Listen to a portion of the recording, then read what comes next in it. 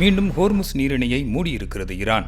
Lebanon மீது Israel தாக்குதல் நடத்தியதை குறிப்பிட்டு தற்காலிக போர் நிறுத்தம் மீறப்பட்டுள்ளதாக கூறி இந்த நடவடிக்கையை ஈரான் எடுத்திருக்கிறது. இதனால் அமைதி தொடங்கிய வெறும் 12 மணி நேரத்திற்குள்ளாகவே மீண்டும் வளைகுடா பிராந்தியத்தில் போர் மேகங்கள் சூழத் தொடங்கியுள்ளன. பாகிஸ்தான் முன்னெடுப்பில் அமெரிக்கா ஈரான் இடையே போர் நிறுத்த ஒப்பந்தம் கையெழுத்தான சில நிமிடங்களிலேயே இஸ்ரேல் லெபனான் மீது வரலாறு காணாத வான்வழி தாக்குதலை நடத்தியது.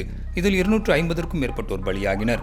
ஒப்பந்தம் ஈரானுக்கு மட்டுமே பொருந்தும், லெபனான் மற்றும் ஹெஸ்புல்லாவிற்கு அல்ல என இஸ்ரேல் பிரதமர் நெதன்யாகு தெரிவித்தது ஈரானை ஆத்திரமடைய செய்துள்ளது. இஸ்ரேலின் கருத்தையே அமெரிக்க துணை அதிபர் JD வான்ஸும் பிரதிபலித்திருந்தார். இதனால் ஒப்பந்தத்தை மதிக்காத நாடுகளுக்கு பாடம் புகட்டப் போவதாக கூறி ஈரான் மீண்டும் ஹோர்முஸ் நீரிணையை மூடியுள்ளது.